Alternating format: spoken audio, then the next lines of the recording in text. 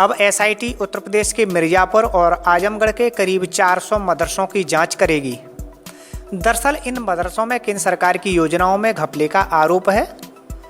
कागजों पर चल रहे मदरसों को करोड़ों रुपए का सरकारी अनुदान दिया गया था। इनमें से कई मदरसे अवैध रूप से चलाए जाने का आरोप है। यही नहीं, कई मदरसों में शिक्षकों की भर्ती में भी घपला किया गया है।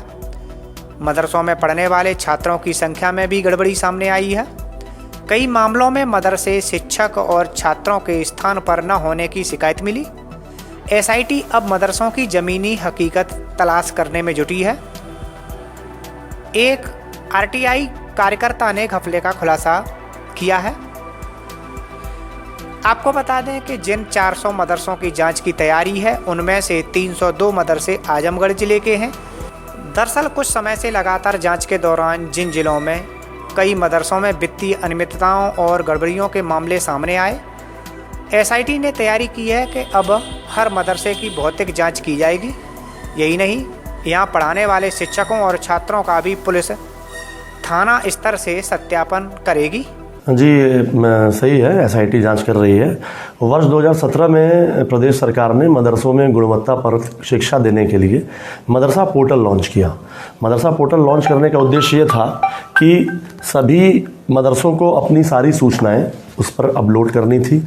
कौन टीचर हैं, कैसी बिल्डिंग है, बिल्डिंग का क्या उनके पास कितने कमरे हैं, ज़मीन क्या है, वो सारी चीज़ें उन्होंने पोर्टल पे डाली। और उसमें निर्देश था प्रदेश के सारे डीएमओस को कि वो जाएंगे, फिजिकल वेरिफिकेशन करेंगे और वेरिफिकेशन करने के बाद जो सही पाए जाएंगे उनको डिजिटल सिग्नेचर से लॉक करेंगे। तो हम लोगों ने जनपद आजमगढ़ में हमारे यहाँ लगभग 700 के आसपास मदरसों ने अपनी सूचनाएँ भरी। और 700 मदरसों की सूचना भरने के बाद हमने और हमारे कार्यालय में कार्यरत इंस्पेक्टर मनोज राय ने हम लोगों ने फिजिकली वेरीफाई किया।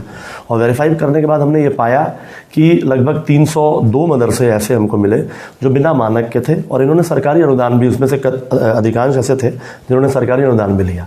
तो वही हम लोगों ने उस समय उसको मान्यता निरस्त करने का और पोर्टल से डिलीट करने की संस्तुति भेज दी थी शासन को। वो प्रकरण शासन में चल रहा था। अब शासन ने इस पर निर्णय लिया है कि वो एसआईटी के माध्यम से इस पूरे प्रकरण की जांच कराएगा कि कितनी आर्थिक क्षति कारित हुई है और क्या इसके मतलब और कारण रहे हैं, क्यों ऐसी परिस्थिति आई। ये है कुल मिला के। जब एक चीज़ हमको बहुत जानकारी कुछ मिली है, तो हमने मदरसों के बारे में जानकारी की, तो ये बहुत से मदरसे ऐसे थे, मानक तो छोड़िए, कहीं भैंस के तबेले में चल रहे हैं, कहीं ईंट के भट्ठों पर चल रहे हैं, कहीं एक कमरे में चल रहे हैं, कहीं वजूद में ही नहीं। इस पर क्या ये बिल्कुल ये सारी चीज़ें हैं। डिफरेंट टाइप ऑफ जो अनियमितताएँ थी, कमियां थी, वो हम लोग को मिली हैं यहाँ पे। जैसे कुछ तो ऐसे मिले मदरसे हमको जो कि इंटर कॉलेजेस थे या स्कूल थे। स्कूल में चूँकि 3 टीचर को आधुनिकीकरण योजना के अंतर्गत मानदेय मिलता है, तो वो 3 टीचरों को मानदेय देने के लिए उन्होंने क्या किया कि मदरसे की मान्यता ले ली और मान्यता लेकर के वो 3 टीचरों का यूज़ अपने स्कूल में कर रहे थे। इनफैक्ट वहाँ मदरसा नहीं चल रहा था। उसके अलावा कुछ ऐसे थे जो कि एक कमरे में चल रहे हैं। कुछ ऐसा था कि भैंस का तबेला है, वहाँ जाने पे जब निरीक्षण में हम गए, देखे भैंस का तबेला है और फिर देखा तो बोर्ड वहाँ लगा हुआ मिला हमको मदरसे का। किसी एक गांव में कोई कटरा है, कटरे में गए, कटरे के शटर उठाया, पूछा उससे कि मदरसा कहाँ है। एक शटर उठाया, उसमें एक मदरसे का अंदर फ्लेक्स बना हुआ लगा मिला, दूसरा उठाया, उसमें दूसरा मिला।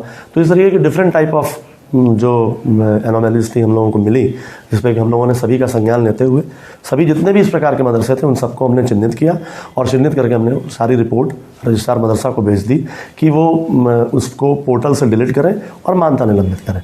तो उसी प्रकरण पे इस समय कहीं तो ऐसे प्रकरण भी मुझे देखने को मिले हैं, जैसे कुछ डिग्री कॉलेज हैं, उन कॉलेजेस में 2 मदरसे खोले गए। हाँ, ये भी उन्होंने किया है कि जो कॉलेज है उसके अंदर 2 कमरे को उन्होंने एक पोर्शन को कर दिया और उस पर मदरसे का बोर्ड लगा दिया। लेकिन नॉर्मली जो नियम है, मदरसे के नाम से या तो मदरसे के नाम से ज़मीन हो या मदरसे के नाम से रजिस्टर्ड किरायानामा हो, उन सारे नॉर्म्स को नहीं फॉलो किया गया था, इसलिए सारी कार्रवाई हम लोगों ने की है।